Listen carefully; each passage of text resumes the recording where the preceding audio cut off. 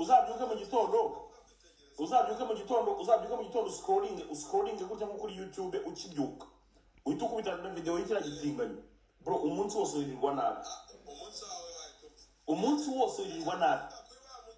ngacaje uvuga kuri wa mukinga ngo ni nuzo wa wundi wirirwa garira ngo nyina yarafunzwe aba mu buzima bubi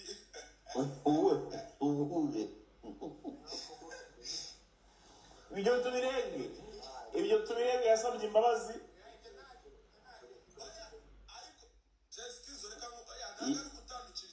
yasabye imbabazi uwo nguwo mureke uwo yasabye imbabazi none ajya ngo yavugaga ngo iki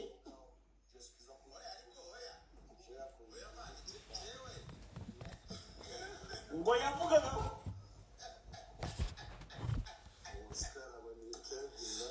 yavugaga ngo iki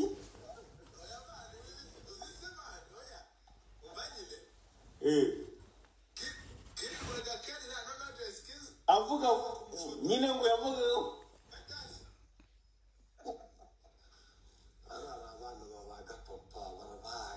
ngo yavuga guki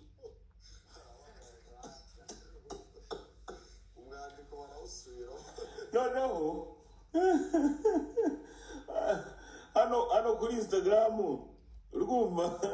hano kuri Instagram ndi kujya kubona nkabona barongeye baragarutse baravuze ngo Miki yahoraga avuga ko mama wafunze twarabirangiye ariko urabizi ikintu kimwe nyamwira abantu nk'abandi bro sino mbuga nkoranyambaga ni mbi cyane ikosa rito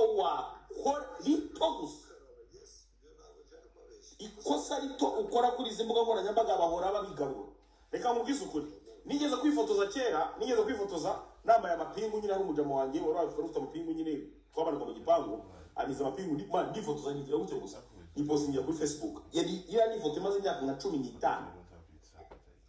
ariko iyo rwaje handi rujya kubaga rurayizana kandi rureba ko ari ifoto nyine ni ifoto ya grife nyine tubyataka kwa ukuntu cyera nyine abantu bajyaga biyunguza kuvuga ati no njyewe nabo ryari rya grife bro meze gutya n'umusatsi urimo nagaragaza ko nogoshe